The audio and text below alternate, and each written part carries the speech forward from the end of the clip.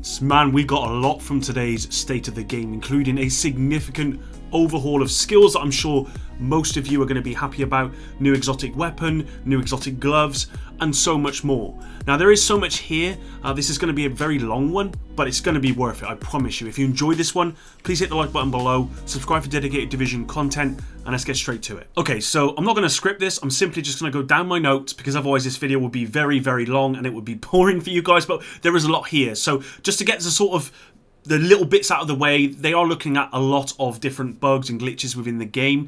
The special field research, there's one mission at the moment which isn't working. There's a fix for that tomorrow. Specialization ammo not being picked up. Again, they're addressing that tomorrow, hopefully. The Dodge City Gunslinger fix as well will be coming in tomorrow. If you don't know what this is, basically with the Dodge City Gunslinger, you can trade off the exotic talent onto another piece of gear. Well, the fix that's coming in is basically they are going to revert the gear that you've traded onto back to its original talent. And then obviously you've lost the Dodge City Gunslinger exotic. I said in a recent video that might happen. So unfortunately, if you've done that, you are going to lose it. It is refarmable, but you are going to lose it as of tomorrow. The signature ammo glitch where you could get demolitionist grenade launcher up to like 150 bullets or ammo, whatever, that will be fixed tomorrow. Basilisk armor issue will be fixed as well shortly. They're fully aware of the error and long loading times as well as other things. The Foxtrot errors, again, they're looking into. The increased difficulty, again, they're looking into that from AI. And the killing wildlife specialization ammo bug, again, not intended. They are also looking into that. Now, moving on to the important stuff.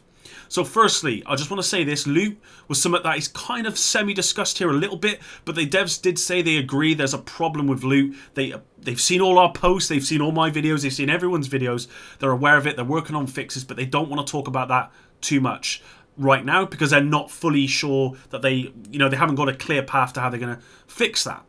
Now, today they have Bruce Kelly, who's a game designer, on the State of the Game with Hamish Bode. They confirmed that TU5 PTS will be starting Monday. It's PC only.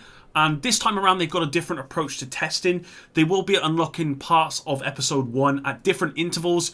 And there will be specific things that they want to test. More details about that will be coming on their socials. And don't worry, guys, I will have you covered. Now, part of TU5 is that with the blueprints, they are going to be shared across projects and control points. So if you want to all of those blueprints, if you don't want to do projects, you can just do control points and get all of those blueprints. Likewise, if you don't want to do control points, you want to do projects, then you can do that as well. They've confirmed that heroic bosses will now drop exotics. They've stated that crafting exotics, like the Nemesis, for example, you will have to actually craft the Nemesis first before it will drop from heroic bosses. And with world drops like the Merciless, you will have to have gotten the world drop first before it will then start to drop from heroic bosses. It will not drop before that, and hopefully that makes sense.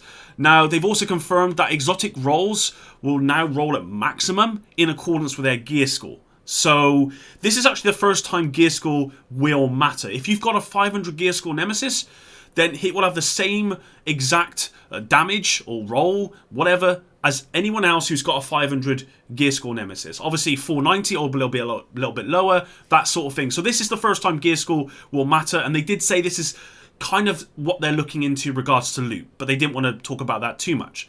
They've confirmed that Cassie Mendoza will sell 500 gear score items and exotics and named items. So that will be another place that you can actually go and get exotics. You'll be able to purchase them from Cassie. And overall, they want to make her a better source of loot. They've confirmed that changes will be coming to the crafting bench. You will be able to upgrade the crafting bench to 500. Finally, it will require a 490 weapon, 490 gear piece, and materials to make. And then you could go ahead and craft all of the 500 gear score items that you wish. And they've also confirmed that the recalibration will work for crafted gear. So again, another great change. They didn't talk any more about recalibration. They kind of left it there. Now, I want to show you this because this is what they showed in the State of the Game. It's important you see this because this is cool. So check this out. It's just so cool. This is great. The drama of it. It is so dramatic. Yeah. Maybe there are parts of the world that no one's ever seen because it's been too dark. There's certainly some rooms I've entered that were pitch black and that I could have, I would have loved to have shown a light into. So as you can see, it does look as though we're getting the new flashlight attachment as part of TU5 for pistols only, it appears. It doesn't say how you can get them. These are likely going to be found in the world, and I'm looking forward to that. I think this is something people have been asking for some time. Moving on, they confirmed 2 new weapons are coming in TU5. We got the Carbine 7, which is in the top left-hand corner, and we got the Stoner LMG with new talents. They didn't confirm what talents would come in. They just said they were appropriate for the weapons. So looking forward to hearing more about those. Now moving on to something which is really, really cool. We've got 2 new exotics. We got the Diamondback Gun, which is a lever action exotic, and oh my god, it looks unbelievably cool. I just hope that with these exotics, you know, the talents are actually good. And we've also got the Black Tusk Special Unit exotic gloves, and these are very, very cool. Now, they did talk a little bit about what these are, and what they have essentially said is they make a hybrid skill build. That's what they use for. They take a skill build with offensive skills and sort of control skills, and they make them buff each other. And they use the example of the remote pulse, where if you throw it down, it causes explosions to targets that are already sort of bleeding or under effects, and then those cause buffs to other things that cause buffs that cause. It's just buffs on buffs on buffs on buffs. Wow. And basically it creates this sort of hybrid skills, and what we mean by hybrid is not like having, you know, weapons and skill, but more to do with like an offensive skill like a turret, and then something like a remote pulse, which is more of like a utility skill, something like that, and it buffs them together. So that's really, really cool. Now moving on, they talked a lot about a robust pass on skills in general. Now what they've said is their intention was to look at weapon damage in the game as is in terms of the meta, and use that as kind of like a metric or like a sort of high ceiling to how they're going to buff skills close to that sort of ceiling, if that makes sense. So they took, you know, damage overall, where you got like 2 million, 3 million sort of assault rifle builds, and they've looked at the skills and said, how can we achieve that damage? You know, how can we achieve something near to that damage with our skills? And that's what they've done. So what they've decided is they're not going to be nerfing any weapons, but instead just buffing skills up to the power of weapons, which is good to hear, that they're going for a buffing approach as opposed to any kind of nerfs. Now, one of the examples they gave was a buff to skill mods, for example. So say, for example, you've got 3k skill power in the Division 2. An old turret, you would get around 20 to 30% sort of increased damage on mods to that, for that skill power. But in the new TU5, you would get maybe 150% increase in damage with the same mod. And that's the difference they're making to the skill mods. They're going to make them much more powerful in TU5.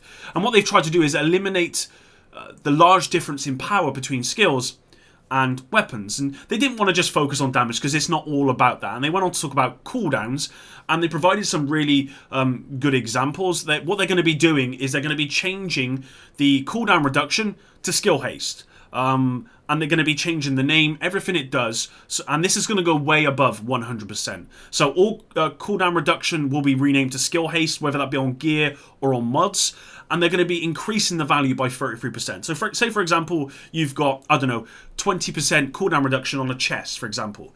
Well, with TU5, that will be renamed to skill haste, and that would be at, say, 30%. You know, that would be 1/3 above. So that would now be at 30% skill haste, and as I said, that's going to go way above 100%.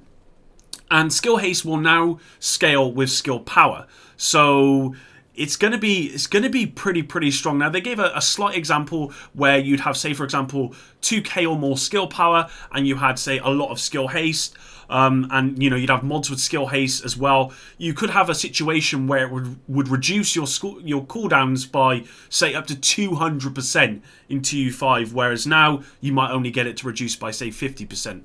For example. And they went on to provide some comparison videos as well for damage, and these are really cool, and I want to leave these with you guys, and that's how I'm going to end the video here. These are some comparison videos they've used to show how strong these skills are going to be in TU5. I will just say, do you know what, I'll leave this with you guys, and we'll come back to it. I just want to give you my thoughts and opinions on these skills and the damage that they can do. Video, which I think, what are we showing here? Seeker Mine? This is the new Seeker Mine. Well, there's the before and after. Cool. We'll actually loop this, because I think it's important to watch a few times. So what you can see here is Bruce doing some testing in one of the gyms, which is what we do on the development side. Yeah. You see time to kill on the left, the TTK and the player's time to be killed. Obviously, that's not what we're testing here. Yeah, ignore TTK here. I mean, yeah, could. Yeah, this one. Oh yeah, this is cool. So yeah, the deploy time. Yeah, so this one gives definitely like look at the time to kill 4 seconds to 0.9. Yeah. Yeah. That's a big change. It's significant. It's significant. Very cool. How about what's the next one? Yeah, if we take a video, look at video number 4. Yep, this one's great too. Okay, let's So the intention, what I was trying to do here was show you how you can, because the thing that we haven't really talked about yet is how skills, it's not, you don't just have one skill, you've got 2, right? So there's a lot of synergy and there's a lot of opportunity here. And one thing that you can do in particular, and this goes back to how we wanted to, or how we approached the rebalance, is from a top-down perspective of what kind of builds do we want to encourage and what kind of builds do we want the players to be able to do based off of different kind of skill combinations. And one option in particular is to be very focused on doing single target damage with skill platforms. And a good way to do that is with the assault turret and the striker drone. What's the last one that we have? This comparison. Oh, I love this. The shield is back.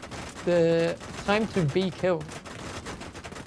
So yeah, there you go. Keeps on going. Yeah, there you go. Time to be killed is what? Yeah, we actually had to add a frame hold in here because this is going to be. This goes on and on. It's going to take a little while here. Yeah. I like it. Very cool. Yeah, like I said, I can't wait to see what builds people go with. And again, I would stress, make sure you get yourself on the PTS to test these things out. Give us data. Data and theory crafting is so cool. And the more people that are on the PTS, the more data we can get. Yeah. So I'm very excited about that. Yeah. Okay, so when I first saw that Seeker Mine comparison video, the first thing I thought of was Division 1 one-shot Seekers. We're going to have that back in PvP, baby.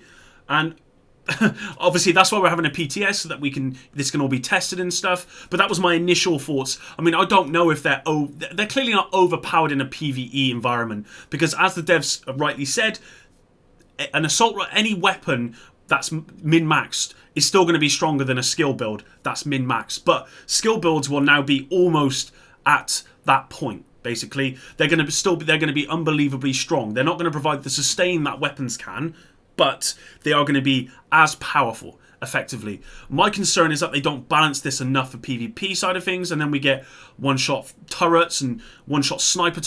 I can imagine there being a one-shot sniper turret.